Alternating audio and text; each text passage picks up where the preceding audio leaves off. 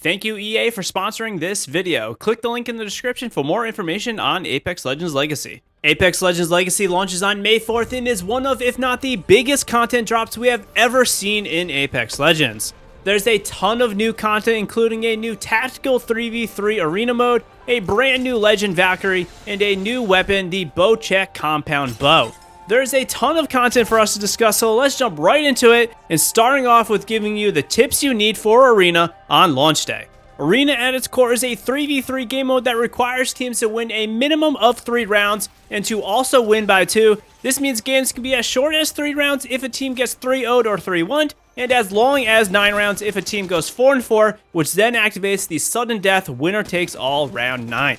Each round starts with a 30-second buy phase where players can choose which weapons, abilities, or consumables they wish to buy. The earlier rounds start you off with less materials to buy items, so you must take care in what you are buying. Something that worked well for me was grabbing the flatline, as it excels at both close and medium ranges, or something like the alternator because it was only 400 materials instead of 550, which meant I could save my extra materials for a future round or for healing items. Every round is a fresh start and your weapons and extra consumables will be removed. However, unused extra ability charges will be saved for future rounds, and every round, each legend gets their tactical ability recharged, so they can use it at least once or more, depending on the legend. In the following rounds, you can save your unused materials from the previous rounds. This gives you greater flexibility on how you might want to play your games. Maybe you risk earlier rounds with weaker weaponry to be able to stock up in later rounds with more advanced weapons, more healing items, or just the ability to upgrade your weapons further.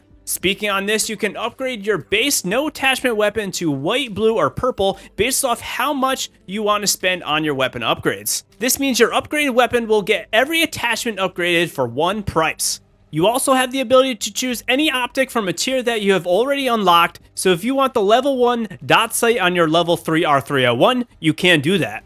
My favorite way to play Arena was to use a mid-range weapon in the earlier rounds, and then start also bringing a close-range weapon like a Peacekeeper or a Volt to pair it up with that medium-range weapon during the later rounds. I would often forego leveling up my weapons too much and take some extra shields because they are extremely valuable with how matches usually played out. I often found teams would pick each other apart from range till shields were exhausted or a team got a knock on an enemy. Because of this, I can see weapon choices being extremely important when it does come to the overall team's choices in weaponry. Something I can see being viable is 2 players running with medium range weapons to soften enemies up, and then a player with close range weaponry to make that critical push to keep enemies knocked and get the round win. Likewise with weapon choices, legend choices will also be important and impactful to how matches are played out. Depending on the legend chosen, it will determine how you may want to play the match. The possibilities are going to be endless, and it will also depend on the map you are playing. At the launch of Legacy, there are 3 maps, 2 dedicated arena maps, Phase Runner and Party Crasher, and then Artillery from Kings Canyon. On all the maps, you will find resource bins full of healing items like batteries, Phoenix kits, and med kits, and then also material stations that will give team bonus materials for their future round purchases. These can be very important, and it will allow you to be more flexible with your upgrades in the following rounds. Also, during each round, there are airdrops that will drop to the ground with weapons in them that progressively get better as rounds progress. The final big thing to note about the maps is that each round, the ring does end and move to a different location. Players should take huge consideration to where the ring is going to move, as it does move quick and deals decent damage. Since the ring does move to different areas, certain portions of each map are better to take control of each round. Since this is the case, it is also wise to note where the ring is going to go during the buy phase so you can better prepare yourself and your team. There is a lot more to Arena, but that is just a taste of what you will need to better be prepared for Arena on launch. Let us now move on to one of the more unique new legends we have had in a while, and that is the addition of Valkyrie. Valkyrie has a number of abilities that can give her a huge edge on the competition.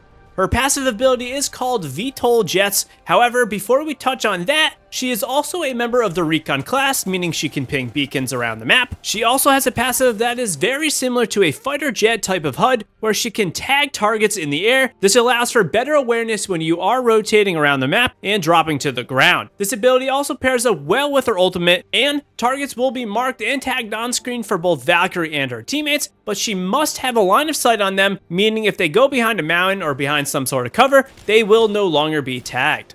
And her main passive is a jetpack booster that allows her to soar through the air. I found this passive isn't too useful in an active firefight, as you are unable to throw grenades or shoot your weapon when you are boosting. It also takes a brief moment for your guns to get back up on screen when you do stop using the ability. I did find this passive extremely effective at just increasing a player's overall movement and ability to make plays from different angles. The freedom to fly around is a very nice thing to have, and it also allows you to make some big plays in different ways. I found that sometimes a quick tap of the boosters when jumping away or into enemies meant I could get that extra distance to really get a drop on enemy players, and having this momentum and movement boost was a very satisfying way to play the game. Players will need to take extreme care to not overuse the passive jet fuel, as it does take a fair amount of time to recharge, and it is also quite loud and noticeable to players in the vicinity of her. Valkyrie's tactical is a missile swarm, and it launches a swarm or barrage of missiles in a more or less straight line from her position. This ability has good range and can be pretty deadly, but not in the way you might be thinking. What I found extremely useful is the fact that the rockets do an arc star type of stun effect on enemies, and this can be really clutch for making big pushes. Not only will they get a little damage, they will get a massive stun effect and distortion that can leave them dazed and easy to hit if they aren't near or behind cover.